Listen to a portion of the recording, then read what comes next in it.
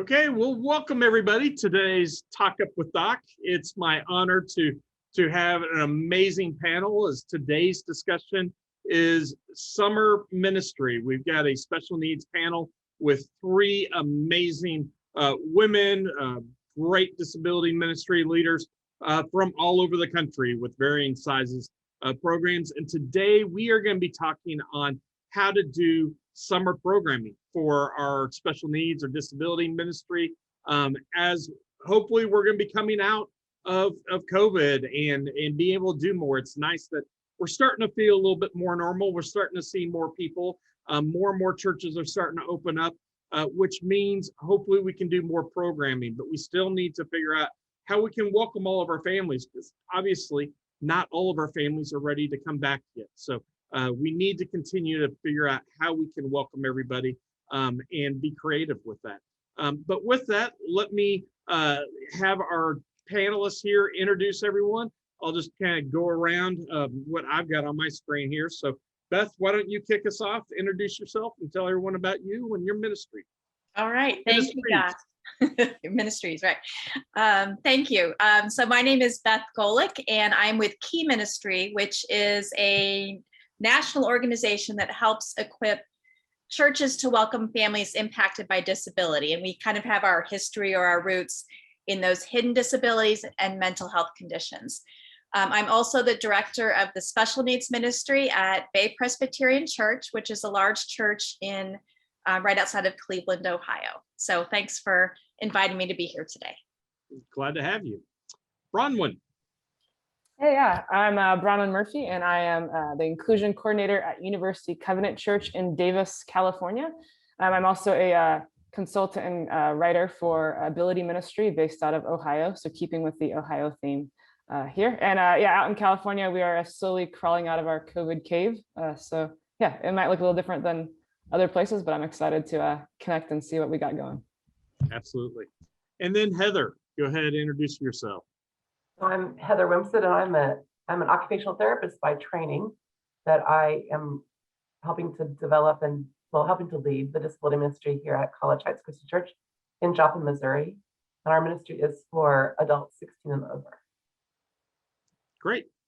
Well, let's just kind of first bring everyone up to date. Kind of why don't we just take a minute and share what the status is of your ministry. I know we're all in different areas, and I know Bronwyn especially, you guys aren't fully back yet, so we're in different ways, but why don't you just kind of share where you are in your ministry? Are you fully back yet? Are you doing multiple things? I know Heather, we were just talking, you're doing some virtual things still because you've got families 5 hours away you're ministering to with our COVID blessing, as Beth always says, with that. So we'll go backwards this time. Heather, why don't you share what you guys are doing right now? Well, right now we've been back at live Sunday school since October. So we've been really blessed because maybe it's the Midwest. I don't know that they let us go back. We had masks for a long time, and now that most persons are vaccinated, we're back to regular programming without masks. And let me just say some of the things we're doing this summer. This summer we are, of course, there's Sunday school, there's worship service, which is just the regular with the whole church. Our students are volunteering in different ministries this summer. We have day camp, 6 weeks this summer. We call it Wow Wednesdays. We usually have Wednesday night programming, but we don't during the summertime. We don't have regular programming. We have outdoor activities, so we're doing a lot of different activities outside, and then we have a couple of mission trips in this summer for Tulsa, and then some things here in Joplin. So we have a lot going on. Awesome. Bronwyn, go ahead. So we have been doing children and youth ministry, including inclusion and disability, since the beginning of the school year, outdoors, in person, masked. But that has not been in conjunction with Sunday mornings. Sunday morning worship began in person. I think our first day was Easter, and we've been outdoors this entire time. We are in transition as a state, and it's certainly as a church and as a county. This coming week, maybe this week, yes, we are going indoors, but we are keeping children and youth ministry outdoors for the foreseeable future, because out here, kids under 12 are not vaccinated, and some of our teenagers haven't been fully vaccinated yet. So we felt like that was the best solution to get everyone able to do that. And we have an inclusive preschool at our school, at our church site. And this year we did full outdoor preschool with masks and all of that. So we have the facility to do that. So we're doing things a little differently, but it's been working so far. Yeah, awesome. And Beth. Well, here in Cleveland, Ohio, we're jealous of the Californians who can do things outside all year round. Although I do have to say that our church held our Christmas Eve family service outdoors this year. We did have a snowstorm during it. But we did it. We were tough. We powered through. It was 40 degrees here on Christmas, and we were group texting about gloves. So you guys are much tougher than us. Yeah, we wear shorts when it's 40 degrees. But so in the last few weeks in this area, things have really opened up, and our church has gone back to, normal, meaning no masks, and we don't have to have reservations anymore to attend or to have your child be part of children's ministry. So as far as children's ministry, including special needs ministry, and I have an adult class as well, pretty much all of my students are back. I think one of the things that you're probably experiencing yourself, or you'll hear from us, getting volunteers 100% back on board is a little bit of an issue. I also, because of Key Ministry, I have the privilege to talk to churches all over the country. And I actually just talked to one in Canada a few minutes ago.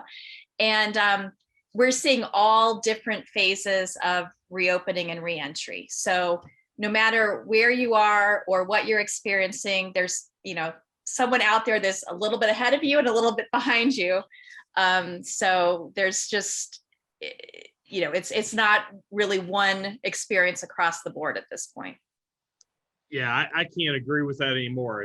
And likewise with SOAR, we've been working with churches globally, actually. And yeah, there have been many that have been back well over a year in full force. And I know a handful of churches that have said already they're not even thinking of opening the door until 2022 at the earliest. And that's not even a for sure thing. They'll think through that. So just share some of the things we're doing with SOAR. We are working with churches and helping things, but we're doing our in-person respites again. Those are launched back up. We're doing those on a monthly basis. We're excited to be doing our in-person camp in July. And then we're also doing a virtual camp. And so that we're really excited about. We want to be able to come alongside churches and partner with you to be able to help offer that to you.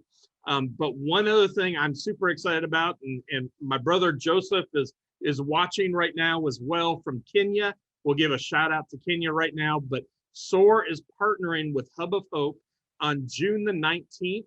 We are actually sponsoring and helping run the SOAR Hub of Hope Special Needs Dads Respite event. First one ever in Kenya. I think, and Joseph can put in on Facebook, I think you've got about 30 dads they're looking at having with special needs kids, and they're just going to be ministering to these dads, help them see how they can be the best dad possible. And then the thing that's going to be really cool, the next day is Father's Day.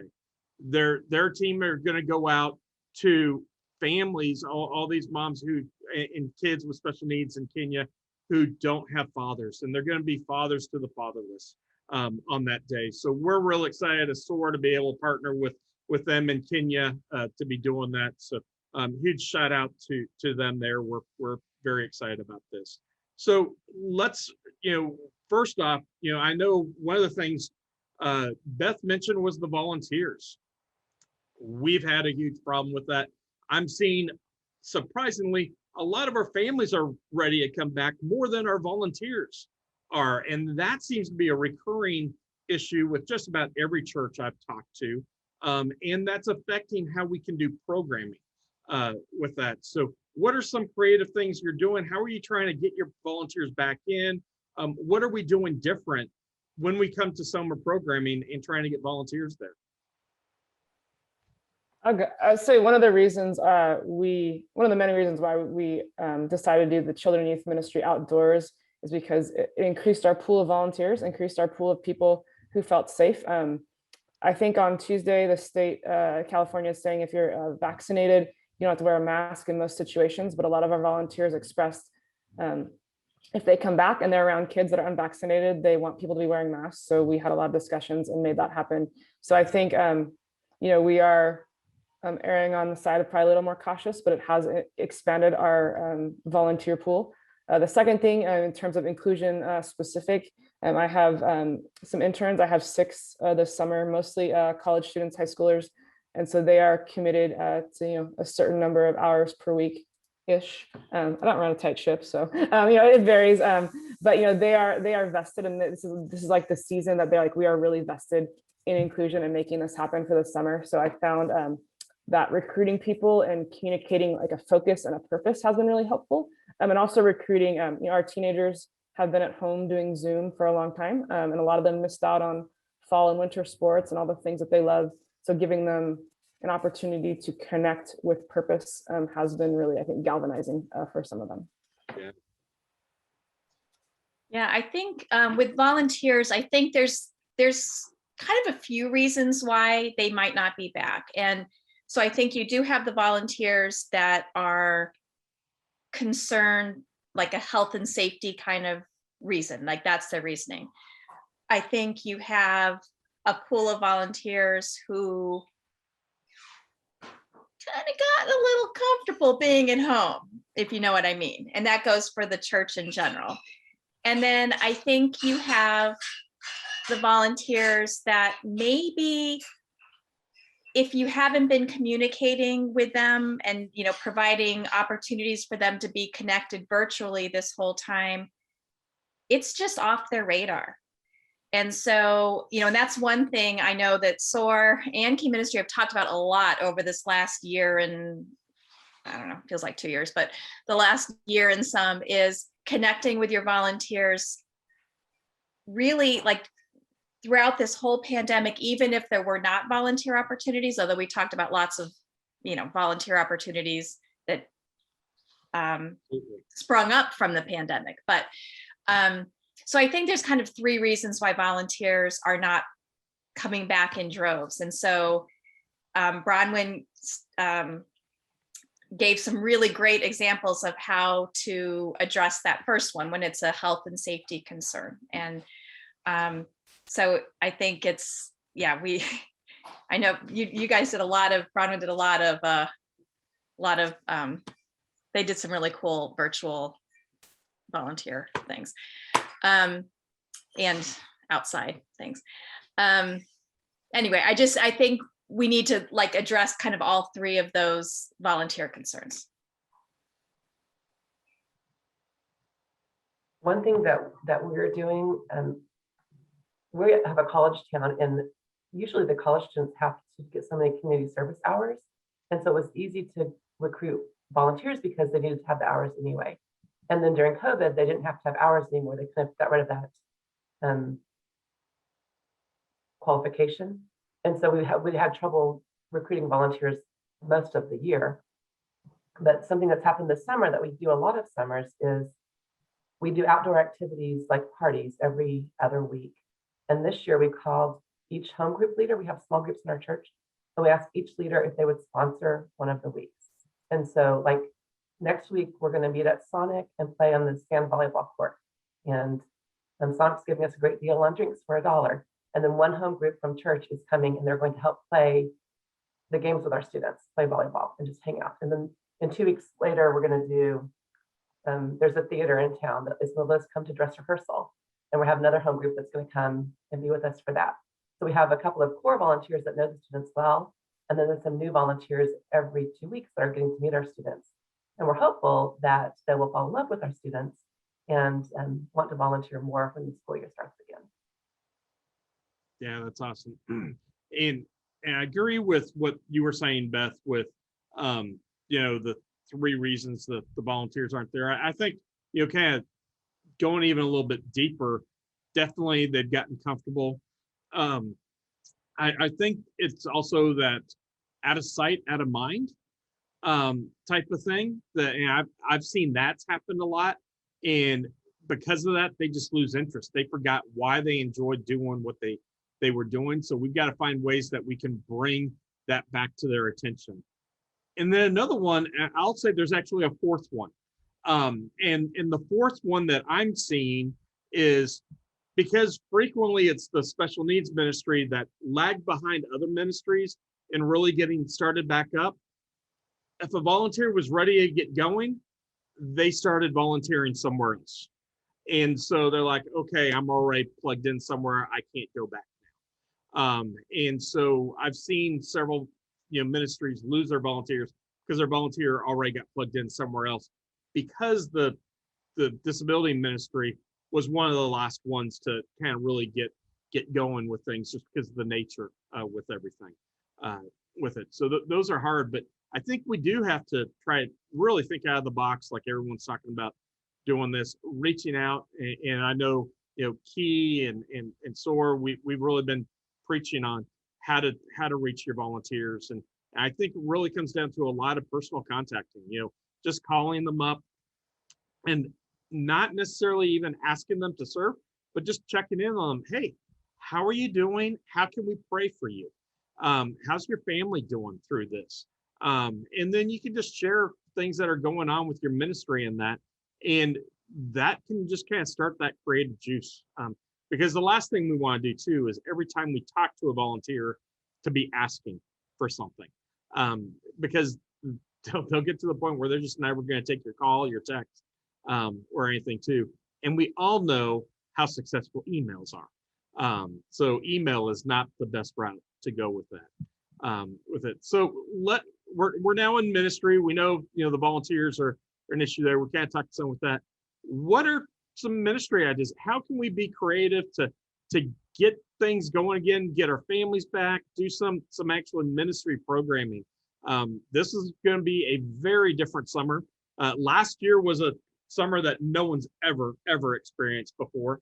It all had to be, everything was canceled. Most of everything went virtual if you did anything. And so now, kind of like what Heather was talking about, because our blessing with going virtual, we've all of a sudden have reached so many families we've never reached before.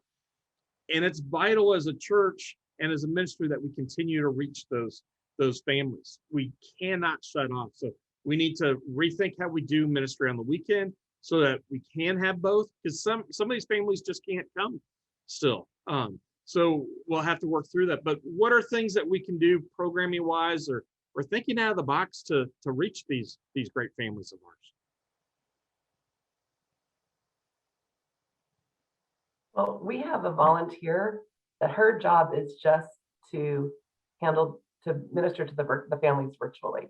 That's so like we do our Sunday school class live, and she sets up Facebook Live every Sunday, and she just points her phone at the teacher, and we have virtual Sunday school at the same time our students are having live Sunday school. And so then she pans around and everyone says hi to the people that are home.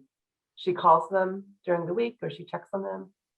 For camp this year, we're going to do the same thing, where she's going to have a Facebook Live stream while we are teaching the lessons, but also we're packing up boxes with the crafts, the activities that we're going to do, and their t-shirts, and sending it to them, and then they can open that at home and do the same things that we're doing live. They can do at home with their caregivers. Yeah, we're excited about that.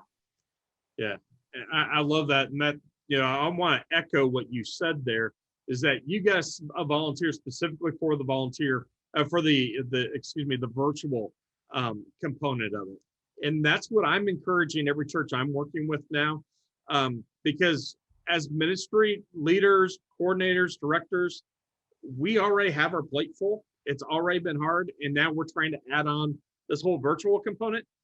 We just can't do it. Well, our job as a ministry leader should be replicating ourselves to begin with. But there are definitely people who would rather be in the background, and running a virtual thing like that is perfect for them. And you can just hand that off, and that works so well. And I love what you said, how you can integrate them in. I've seen that work very well where, they can be a part of the classroom, taking them around that Zoom or whatever you're using to do that. So that's a great thing and a great way that we can have ministries jump in and still welcome those families and have them feel like they're a part of it and right there. And then also be able to talk, when you have a teacher talking, can call right there on people who are on Zoom and that person can help, with that participation and conversation with it. So I love that. Well done. So. Yeah, Heather, I love how you have a volunteer who that's their specific role. Like, way to go. I love that. So I think for here, we have a lot of families who want to come back, but they don't want to come back in a large group. Like, they're like, I want to come back, but like the big, and so something that we've started that we're continuing through the summer, and honestly, I think it might kind of redefine how we do respite in particular moving forward, is we've done individual family respite. So again, we use our outside spaces and we invite a family and we invite the interns or volunteers, whoever wants to come and hang out. And it is very, very cool.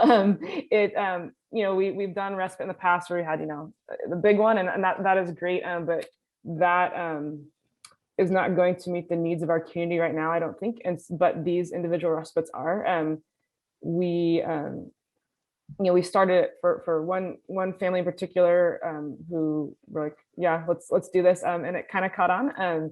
And one thing about that is we can tailor it to the family, whatever. Some respites, with the family, sometimes the kids build Legos the whole time, sometimes they race cars, sometimes they draw chalk. One kid didn't get off the play structure for 2 hours. Like, hey, do you want snacks? Nope, play, just want to play. So no snacks. I got fruit snacks. Nope, just want to play. So it's all different each time. One kid came and we talked about the pros and cons of getting a new iPhone for an hour. It was great. And so it's really been able, and I think the feedback from families is, thank you for doing this for me. Thank you for doing this for us. Thank you for opening.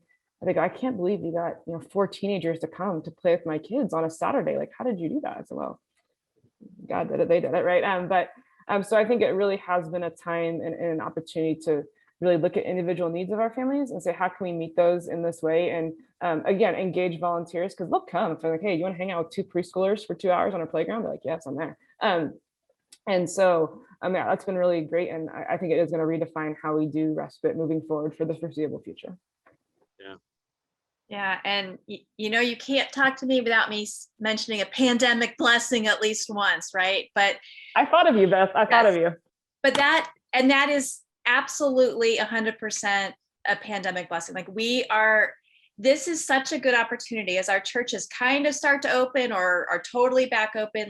Now is the time to rethink everything. And maybe it means going smaller in some cases. And maybe it means eliminating some things or adding something new. But this is such a good reset time. I know our entire children's ministry, including special needs ministry, is really using this time to rethink, our policies and procedures. I mean, everything from, our evacuation routes and all these different things. I'm choosing, now that we're coming back, I'm eliminating snack. It just, we don't need it for the 1 hour on Sunday morning. So little things like that, now's the time to do it because you're kind of starting fresh. I love the idea of how you've reimagined respite, and our church does respite as well.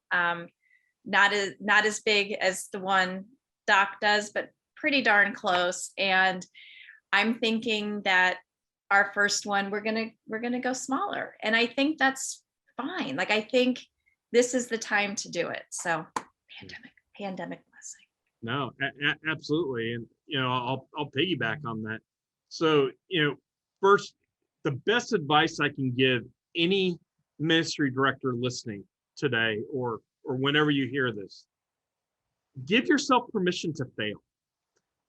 Give yourself permission to fail. And let me explain what I mean by that.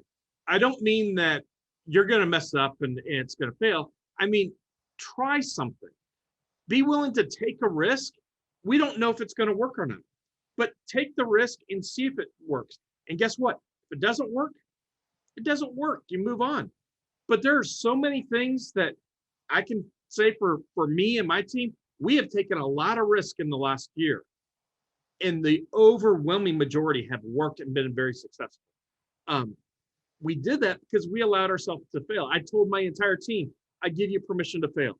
If it fails, you're not in trouble. You're not losing your job. I'm not going to be all over you. And when we do that, that just removes that pressure we have. And that's how God wants it anyways. We need to take healthy risks. So we also changed our respite. So as Beth said, we used to have a very large respite. We'd have 150 plus individuals with special needs, 90 siblings, and then 400 to 500 volunteers. Well, I just didn't feel feel comfortable doing that again, launching back up. So we changed it, and we're now doing about 2 to 3 respites on a weekend, 1 on Friday and 2 on Saturday. And we're also rotating. We're going all over the greater Kansas City area. We've made it mobile, where we're going to other churches, trying to be closer to all of our families. And depending on the location, we're taking anywhere from 10 to 25 individuals at a time and their siblings. And at first I was frustrated because I'm like, we're just not ministering to the number of families we need to or should. But you got to take that step back and go, hey, time out. We're blessing 10 families, or over the course of that weekend, 30 or 40 families. That's what's important. And we're getting back in things. So don't feel bad if things are starting off slow.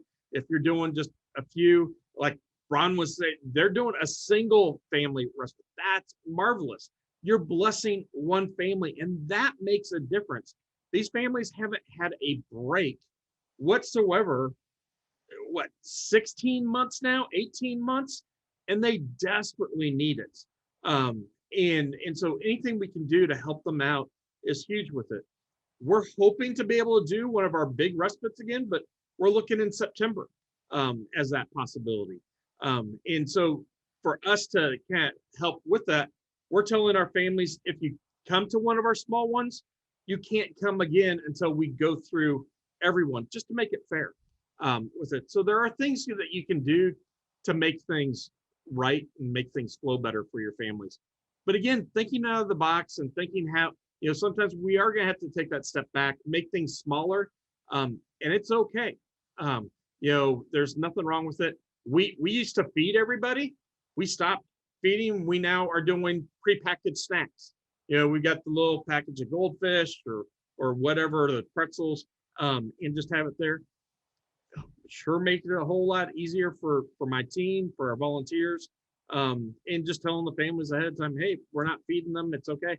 And we're also not doing our event over a meal time too. So it's just planning your times there.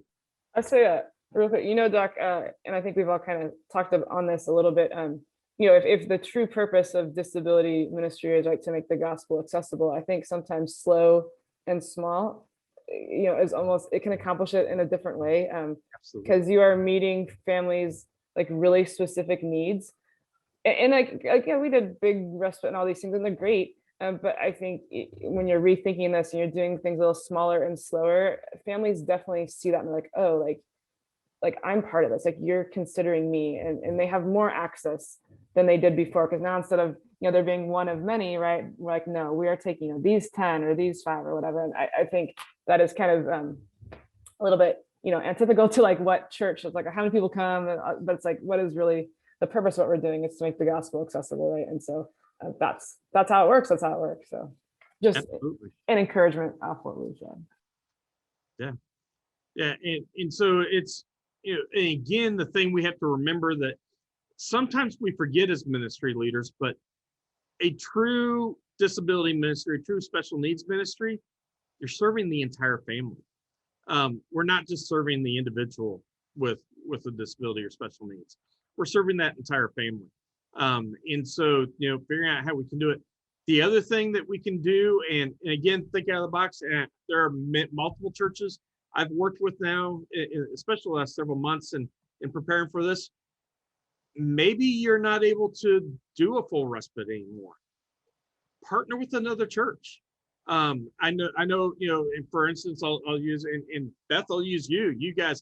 partnered up with a couple of the churches for the Tim Tebow Night to Shine, and that worked great. And there's great examples of that where we can pull resources, we can pull synergies together to do it. There's nothing, I think that's one other thing that we have to think about with churches and ministries. We need to lock arms with one another. We need to, we're all the family of Christ. We're all brothers and sisters. There are more than enough families to go around, and we got to be able to reach out and help them. There's nothing wrong with being able to interlock arms with another church, another congregation to get something done. If that's the way we're going to be able to do something, great. Especially if it means if we don't do that, we can't do it. I'd much rather partner with something and be able to pull something off than not do it. So that's the other thing I'd throw out there to again, think on different ways that you can do it. And maybe if you don't have the resources, talk to another church that is doing it. And guess what? They may not even be having a disability ministry, but it's a great way you can partner with them and welcome the idea of that to them. So, what are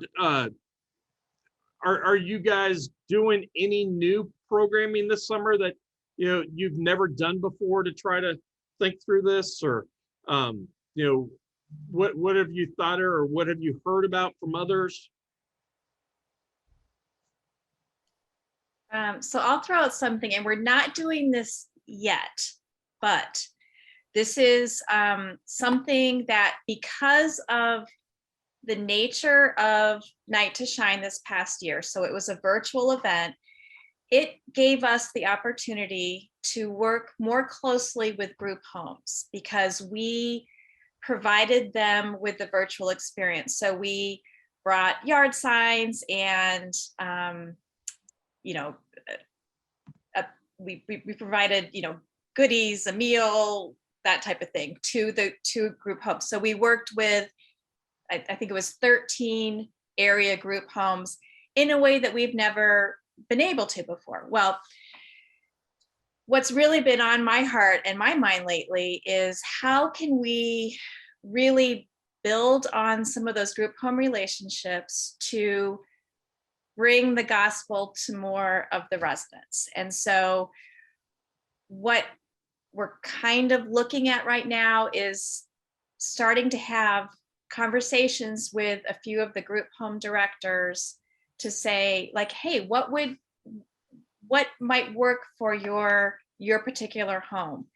Could we have someone come out, once or twice a month and just, share some activities and that type of thing with your residents? Would you like to come to us? So I don't think, if we hadn't had COVID and the way, Night to Shine changed and everything else, I don't think we would have had those relationships started. And so there's, invite me back in a year and I'll let you know how it's going. How about that? Yeah, no, I love that. It's very cool. So one thing, go ahead, Doc. No, go ahead. I say one thing that's different. So a lot of families that joined in on our ministry during COVID, I would say, I think maybe all of them, except maybe one, were from the community. They were not from our church, and most of them were not from any church at all. So word got out that our church does inclusion, and in our community, inclusion in schools, inclusion in, we have an inclusive city rec program. It's like a very high value. And so I have been contacted by all kinds of different organizations to say, hey, we want to talk about inclusion with you and how can we be more inclusive, in our organization. My son is in the Boy Scouts. And so I talked with one of the directors who I know, she's a friend of mine, talking about how do we make summer inclusive for the Boy Scouts? And there's a group, Kiwanis International, I think a lot of people have it. So I'm going in a couple of days to talk with them about, inclusion. And so it's just interesting to see how the growth of our ministry coincided with this like really huge community value. And now people are saying, hey, church, which like in our community, I don't know that like people come to the church for like a ton of those kind of resources. I don't know. But it has been interesting to see just how it's gone beyond church, and it's not like community said, oh, this is what University Covenant is doing. We have connected with a group home that serves boys. I think the median age is probably like 11 or 12-year-olds. So we've connected with them a little bit. So yeah, it's been really interesting to see, kind of how God has, moved us out of, church ministry into like these other ministries. Like, oh, you guys do inclusion. How can we do that? So I'm excited to see what happens over this summer. I think there's going to be a big inclusion boom somewhere in Davis, Sacramento area. So stay tuned. Like Beth, talk to me in a year, see what happens. Yeah, that's awesome. That's awesome. One thing I should just say real quick, and Heather, you might have something to say there, but I should have said it at the top, but I left it out. My bad. If anyone has any questions or comments, you can put them in our chat. If you're on Zoom, if you're on Facebook Live, I'm following the comments there too. Please put them in there, or you can email me questions and we'll take your questions live. You got this great panel that wants to be able to help you and answer any question you may have. So go ahead, feel free to put those in anytime, and we'll bring your questions in and answer those live for you. Sorry, Heather, I don't know if I just stopped you. No, just one thing that has happened. Last summer, we did volunteer parades. I don't know if you all have done that, but all of our volunteers got in our individual cars and drove all over the area, driving past people's houses and waving at them, and they'd run outside and wave at us. It was so much fun. We did 3 of those last year. And as a result, my volunteers started to know where the students were living. And they were surprised. They'd say, oh, they just live a few blocks from me. And so I've really noticed something that we've never done before is that our volunteers are spending a lot more time just hanging out at people's houses, just on their own time. And they don't tell me about it. I hear later, oh, I went to so-and-so's house for a barbecue. And this has become so much more organic. They're just friends now. Whereas before they were students and volunteers. Now they're just the people in my neighborhood that I hang out with. So that's been a really great blessing for us and something different that we've never done before. That's cool. Well, we're going to do something brand new this summer we have never tried before or ever done. And the fun thing is we're partnering with businesses to do this. And the event's going to be called SOAR with Someone Special. And it's going to be basically a parent-child dance prom type of thing. I love the whole TiVo thing, but that's usually where they get to dance with other individuals. None of the schools for the last 2 years now have had parent-child dances. And a lot of our kids really love those and miss out on those.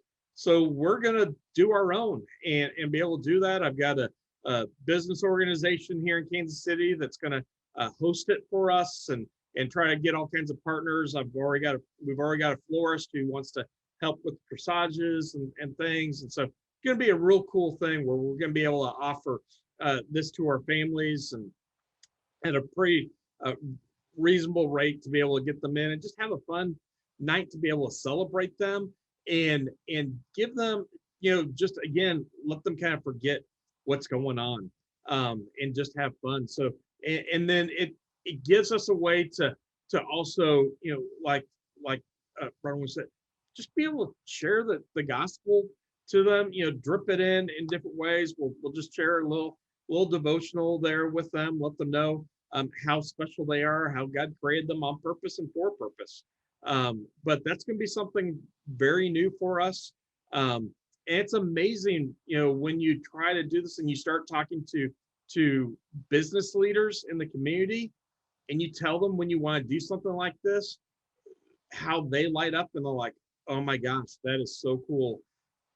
Can we be a part of it? I mean, we didn't even ask. We were telling people this morning what our ideas are, and they're like, how can we be a part of it? And so I think it's cool if sometimes we as a church can step out of the church, go in the community, and really be able to reach some of these families and think out of the box that way. Just, again, different ways we can do some things here. But with that, there are so many different, things going on ministry wise and trying to get everything done. And actually, before I go there, I've got a question that just came into my email. So let me throw this out and we can talk through. So they're talking, they got an inclusion ministry. I'm not sure where they're located, but they've got an inclusion ministry, and their student ministry for the summer has decided to do just all kinds of, not necessarily meeting groups, but they're doing all kinds of games and parties and a lot of things outside that are kind of difficult for their individuals. And so their question is, how can they include their students with disabilities in these student ministry events that for the summer, they kind of go over the top for this summer. They're trying to make them big and get things going again, but they may just not be quite the right thing for a student with disabilities. Any thoughts on what to do there?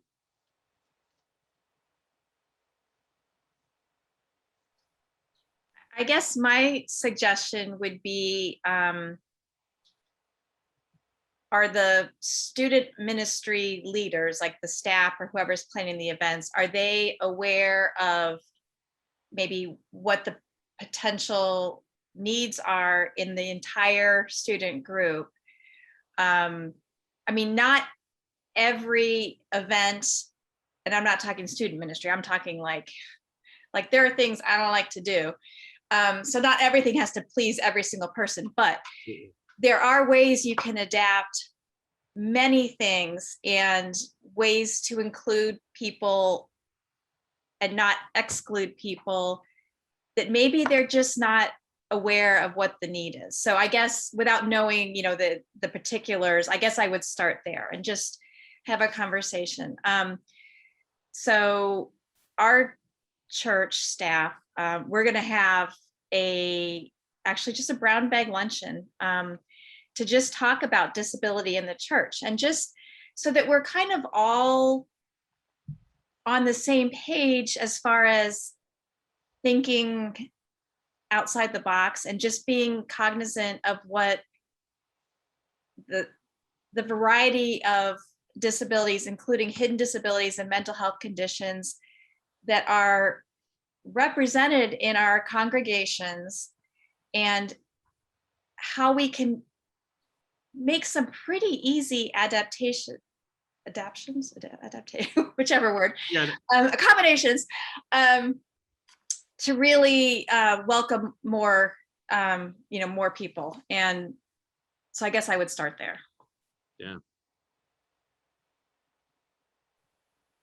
I was gonna say too, kind of based on that, again, without, like Beth said, without knowing the specifics, I would wonder too, is there a way to make the event itself more inclusive in terms of, so something that we've done, particularly for youth ministries, I've seen it, is, say we play dodgeball, right? Not everybody loves dodgeball. I mean, I like it, but not everybody likes it. So clearly there are kids who don't want to play, and for various reasons, and some of them are in the inclusion orbit and some are not. Some are just like, this is not my deal, this is like way too stressful. So instead of just having them randomly awkwardly sit out or just like pace around, a volunteer will go over, like, hey, let's chat, like just like engage them, right? Just chat. Like one kid, we have this like kind of platform thing outside from a playground, and he was up there, and I said, hey, what are you doing up there? He said, I'm watching. I said, oh, are you the official observer of this situation? Because he was watching this all happen. I said, yeah, I'm watching. And so I said, what you watching for? And so kind of just engaging him. So he felt like he was a part of it, right? And he totally had a great time. He was like, this is my job. So I think it's just, I think it goes along with that education piece. And like maybe the youth team already knows this, but maybe they don't. So I know like when we're planning events, we tend to get focused on, okay, what are we going to do? What are the logistics? What's it going to look like? But then when we think about, okay, what can people engage with? And are there other ways for people to engage? And how can we, as a ministry staff, engage everyone, right? It might not all look the same. Our youth staff is insanely open to all of that. Like this kind of happened just organically. Our youth staff is great with that. And we've had other events. We did a Halloween event. Oh, we called it Harvest because you can't call it Halloween, I don't think, at church. I don't know. But there was like 5 or 6 different things. One of them was like launching rockets, which obviously was like a big deal. One of them was, then one of them was just painting pumpkins. So like, if you just wanted to be quiet and paint a pumpkin with a friend, you could go. Or if you wanted to like rocket launch, or if you wanted to make whatever, there's like the gamut. So I think that's a way to include a lot of people, because some people may, go toward, the big crazy rocket launch, but some people might feel more comfortable with, okay, I'm just going to paint my pumpkin, right? And I think there's room for all of that. So I think in 90% of circumstances that, includes more people than not. So. I like that idea where you kind of break down the activity that's going to happen, and then you find a job for the person within the activity. So they have a special purpose there. So like we have a student who loves his video camera, he just loves it. And so for a lot of the activities, he's just the official videographer. He doesn't really participate in any of the activities. He has a job. Or maybe we're going to do like a water balloon fight with the youth. And we let one of our adults with disabilities be in charge of distributing the water balloons. That's a really powerful job. And she doesn't actually get hit with a balloon, but she still has a lot of power and she has a lot of fun doing that. Or maybe their job is to cheer for their friends that are out there, and we make pom-poms for everybody, and they actually cheer for the people that are out playing the game. But trying to just break down the activity to find a job that is accessible to everybody there is, it's kind of a challenge sometimes, but it's also really fun. Heather, what I love about what you said is that, I mean, you're really like, you know, the individuals and you care to, you know, let them serve in the ways that they serve best. And I love that. And so I think it's just, you know, having those conversations with the youth team or whatever. And I'm sure they'll be on board with that. Cause I love how you said that and how you gave those examples. Absolutely. I think that was beautiful. And I'll piggyback on in that, you know, as a ministry leader, I think it's important that, you know, you are, well, first off, you're a cheerleader for all your families.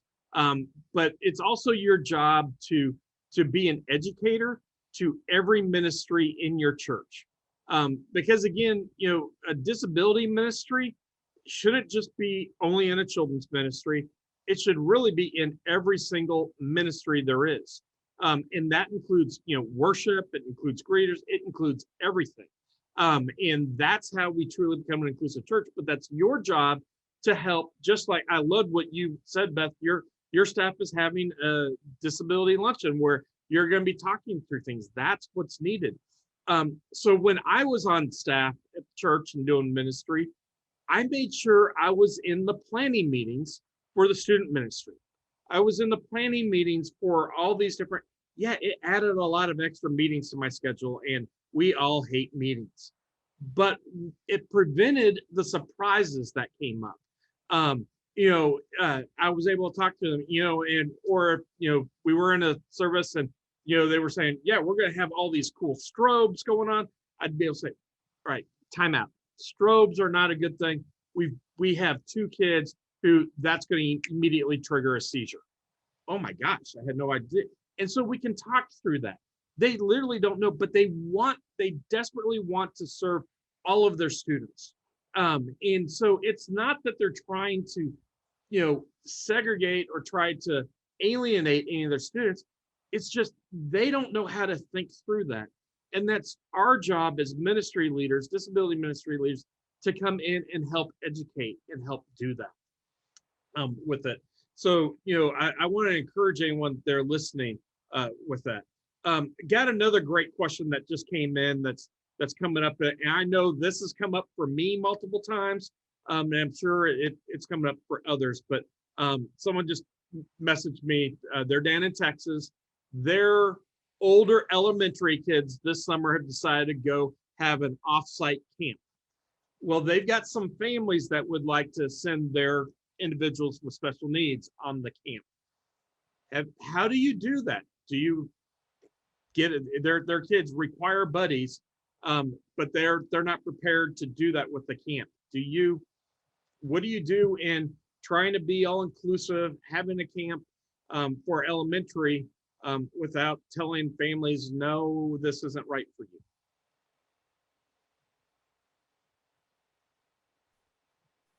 I'm assuming this is a camp like run by a third-party ministry. Is that? It's being run by their children's ministry, but they're going to a campsite. So yes, it's from the way they wrote it, it sounds like they've rented out a campsite, but they're staffing it. Oh, so it's in-house. Okay, I think that's a little bit easier. I mean, from my perspective, what we are doing, I would say this is in process. What we're doing in process is, we would send some supports, either direct supports or like, maybe people who, depending on the level of need, like their job is to, hey, we're gonna, look out for this guy or that guy or whatever. I know when our high schoolers went down to Mexico for service projects, there was some structure in that. Again, it depends on the need, but I think that is one of those times when you got to have that open communication and say, hey, what are the needs? And like talk to the family. Like I know some families will say, maybe we'll try it. Maybe we won't go. I won't send them for the whole week, or maybe we'll go part of it. I think just being open to what are the needs and what are the possibilities. Because camp doesn't have to look all one way, right? And I think if you're doing it in-house, that's a whole lot easier to kind of shake things up a little bit. So I would say, yeah, just be open and see what works for your guys and for what works, for the families, and get to some kind of solution. We're like, yeah, this we feel comfortable. This is gonna work. Whether that's sending extra support or training someone specifically, for that role, or a shorter week or whatever it is, right? Just knowing the needs and having a conversation about those needs. Right. Yeah, I think Bronwyn nailed it. I mean, working with the parents, because they want their child to have a successful experience too. And they might actually have access to resources, through perhaps their school district or something that could actually be incorporated into the camp experience. So yeah, I mean, everybody's goal would be for the student to have a successful experience. Yeah, I've done a couple different things. I've had this exact thing come up for me on several episodes, and I'll share how I've handled a couple of them. One, when I had it for an elementary, I reached out to some of our student ministry, our teens, and asked them, hey, would you be able to come along as a buddy and just help them through this, and just kind of be their friend through it, help them through that. And that's been very successful.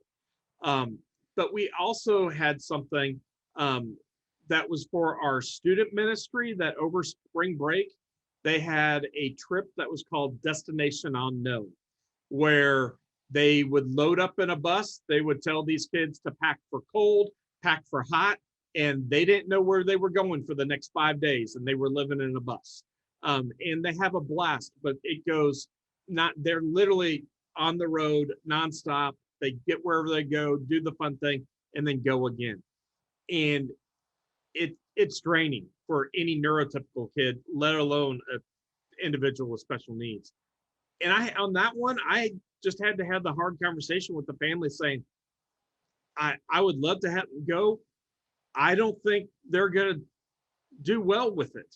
It's going to be way too stimulating, way difficult. They're going to be in a cramped bus that's going to be loud. It's going to be smelly.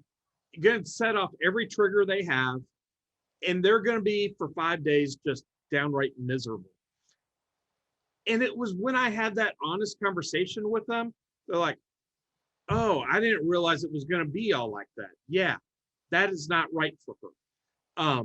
And so they're like, okay, we're going to back off on that, do that. So I think it's important also then for us to be honest and just share the facts with them, because our families don't always know what everything's like with it. And, those trips are fun. My son's gone on those trips and he would come back absolutely drained with it, and would sleep, I kid you not, for 2 straight days. I didn't see him. He was one first time back, he slept for 24 hours solid. That's how tired he was. And so it goes back to what you were saying, Heather. We need to know our families, know our individuals, and know what works and know what's right. And everything isn't right for all of our individuals. So that's the important thing as we move forward. And that's definitely not right for me. I would not want to be on that trip. I'm just saying. It's the reason I never went. Oh, I'm like, sign me up. Yes, let's do this. Yeah. Well, holy cow, we are coming up on the top of the hour. Let me just make a couple announcements, and then we'll just kind of go back through everyone. Let everyone just kind of make a parting shot on anything you'd like to share with things. But Our next Talk with Doc will be coming up in July. We're going to take a couple weeks off. We've got respite in there, and then actually I'm going to be traveling and training a couple churches on doing disability ministry. So I'm going to be out traveling for that. I'm trying to get everything lined up, but the next Talk with Doc, my hope is we're going to have another panel, but the panel is actually going to be of children's ministry directors or children's pastors. And we're going to be talking on how to handle individuals with disabilities when you don't have a ministry, and how to do that and try and be open to that. And so just starting some of those discussions, because so many people think, well, we don't have anyone there, but everyone has someone. As we all know, there's also such a thing as hidden disabilities that we need to be aware of and help out. So that's going to be a great talk. Make sure you get your children's directors to be a part of that as well. Like I said earlier, we have our Soaring for Gold summer camp this summer. We'll have our virtual one the 26th through the 30th of July. We would love to partner with churches out there. We want to partner with your disability ministry. We have everything virtual, and then we will set up a time for Zoom where for an hour every day we would go over the lesson with your group, and we'd set it up where it's just with your group. You can be on there. There's nothing you'd have to do as far as preparation. We'll do all the heavy lifting for you and just let you be able to come along, and in a great way we can give you some programming if you don't have any programming for the summer. This is a great way we can partner with you and help you through that. So excited for that. And then I want to throw out now, save the dates. We have our Wonderfully Made conference coming up, and I'm happy to announce all of our panelists here are going to be speakers at our Wonderfully Made conference. So we've got both in-person and virtual. Our in-person conference will be October the 21st and 22nd in Kansas City. And then the following week, for an entire week, we're going to have a week-long virtual conference. For our in-person conference, we got two amazing keynote speakers. First one is Diane Kim. She's going to be talking, as well as oh my gosh, I just blanked on her name. Swindoll. Colleen. Yeah. Thank you, Colleen. Oh my gosh, I can't believe Colleen. If you're watching, I apologize. She's my sister. So blanked on her name. They will both be there. Plus, we got a couple other very neat ones as well. For our virtual one, we all have Lamar Hardwick as one of our keynotes as well. So we're very excited to have that. But we've this year have speakers literally from all over the world who will be speaking. Also for our virtual keynotes, one of our keynotes will be Joseph from Kenya, and talking about disability ministry in Kenya and what that looks like and how we can be serving families in other countries. So we're really excited about that. So please save those dates, plan on being a part of that and attending. We want you to make sure you come here. But with that, let me just kind of go around. Any parting shots, anything you'd like to share with us? Start with you, Beth. No, I just want to thank you for having this conversation today, and just encourage everybody that's listening to be encouraged. There's some really cool stuff going on, and we're all here to support each other. So absolutely. Go for it. Bronwyn. So yeah, all right, my encouragement today is wherever your ministry's at, it's not going to be like that forever, right? Whatever state you're in, it's not going to be like that forever. I mean, we hope not, right? COVID's going to end at some point. But I think there are things, like Beth said, we might let go of, or we might gain. I think just to be open to that we're in this phase of God forming us and changing us, and sometimes that's uncomfortable. Yeah, where we are right now is not where we're going to be forever. So absolutely. Heather. Yeah, well, thanks for letting me speak. I'm really excited to have been with you all today. At one time, someone told me that all you can do is the best you can do. And that's really meant a lot to me. When sometimes I feel like it's just not enough, we're not doing enough. But if I'm just giving my best and just given it to Jesus, not even to our students, but given it to Jesus, he's going to multiply it. So just keep doing your best, because you're going to be blessed. Absolutely. That's a mic drop there if I've ever heard one. So absolutely. Ladies, I want to thank you for being with us. Anyone out there listening, yeah, just like Beth said, if you need any help, if you got any questions, just reach out to us. We're more than happy to help you. Here at SOAR, we'd love to come alongside you. If you're looking to start a ministry, that's our specialty. We'd love to help you in starting a ministry, or if you want to see how you can take your ministry to the next level, we'll come alongside you, whether it be starting up a camp or starting up respite. We're wanting to do all those things. We're praying and we're hopeful. We're actually in a fundraising campaign where we can become mobile. And next summer, we're hoping to take our camp on the road, where we'll be able to go to multiple states, multiple cities, and be doing our summer camp on the road. So maybe you're a church and that might be of interest to you. Let us know. We'd love to come to your neck of the woods and have a SOAR summer camp in your city. So if you're interested in that, you can also contact us at info@soarspecialneeds.org. If you want to be a part of this year's virtual respite, again, that's info@soarspecialneeds.org. And then lastly, if you'd like to help us maintain and continue to do these, partner with us financially by going to soarspecialneeds.org with that. But with it, everyone, thank you so much. Thank you for this day. And everyone, remember, be willing to fail, give yourself a break, but most importantly, serve your families, love your families, be the voice for them, and stand up for the church, educate your staff, educate your pastors, and educate the rest of your church on how to be inclusive, how to be welcoming, and we will truly be able to thrive and grow together and grow further. So thank you so much, everyone. See you next time. Come, soar with us.